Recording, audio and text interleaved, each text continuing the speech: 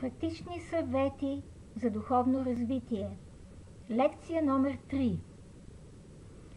Изпълнявайте порядките и законите, въведете ред, където живеете и работите, грижете се за общото, за държавата и земята, която ви е дадена, за планетата, за да се доближите до първото стъпало, от което се тръгва по духовен път. Народ, който не произвежда храната, която консумира, който чака на другите народи да го хранят, е обречен на изчезване. Българи, опомнете се! Вселената е високо организирана и всички в нея се трудят непрестанно.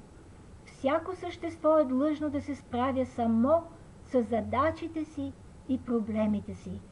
На Вселената са нужни годни същества и само годни същества я управляват. Негодните да изкарват прехраната си нямат място в духовния свят. Те са още много далече от него. И така, на работа. Върнете се към земята. Тя е свещена и не бива да бъде оставена да пустее или чужденците да я изкупуват. Това са вашите първостепенни задачи днес. От тук трябва да се тръгне. Хората, здраво стъпили на земята, често са по-духовни от останалите. Те живеят простичко, трудят се и хлябът им е сладък. Знаят големи истини, защото са в досег с природата, а в природата е Бога.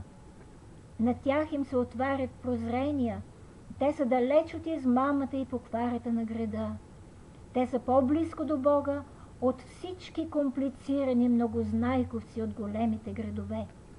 Назад към природата, там ще намерите Бога, там ще се свържете с безкрайната Вселена, там ще се очистите от всичко ненужно и духът ви ще разцъфти и ще полети.